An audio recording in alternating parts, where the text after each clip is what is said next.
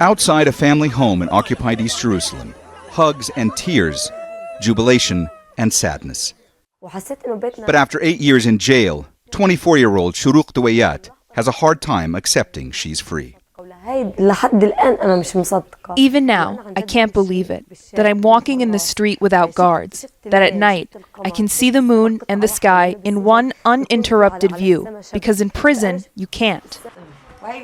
In 2015, Shuruq was convicted of stabbing one Israeli man and attempting to stab another. She was sentenced to 16 years in prison.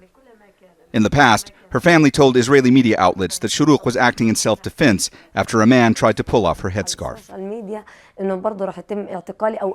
On Saturday, everything changed. That's when Shuruq was released from an Israeli jail as one of at least 150 Palestinian prisoners Israel agreed to set free as part of a ceasefire deal with Hamas. But along with her newfound liberty came strict conditions. First, we're not allowed to engage in any display of celebrations. Second, we're not allowed to participate in any kind of political activity. Third, I'm not allowed to voice any opinion on social media. And does that make you feel pressure right now? It's true that I came back home and that I got my freedom, but I'm still restricted. Yeah. And how does your family feel about that?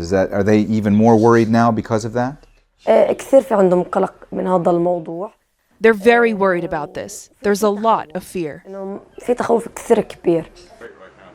The pressure remains, but today Shuruq and her mother try to feel a bit of enjoyment. In another part of occupied East Jerusalem, Jad Hamad waits and worries. On Saturday, he was told his family would be reunited with his 16-year-old daughter, Nufuz, who at the age of 14 was accused of attempting to stab a settler. Nufuz was sentenced to 12 years in prison. The family denies the accusations. Jad went to the detention facility where he believed he'd be picking up Nufuz, waited for hours, and was then ordered to leave, alone. One thing I can say is that I'm burning from the inside. This is my girl, my daughter. I don't know where she is, if she's eating, if she's drinking, if she's cold, or even if she's sick. As Palestinians, Jad and his family are accustomed to anxiety and dread in equal measure. But this is far worse. Days that were meant to be happy turned even sadder. Hours after speaking to Jad, we learned Nufuz had been released. But what should have been a joyous occasion for the family turned into a frightening evening as Israeli police raided their home multiple times, kicking out journalists, barring any celebrations, and reminding an already worried family that their collective sigh of relief won't be happening anytime soon. Mohammed, Jamjoom, Jazeera, occupied East Jerusalem.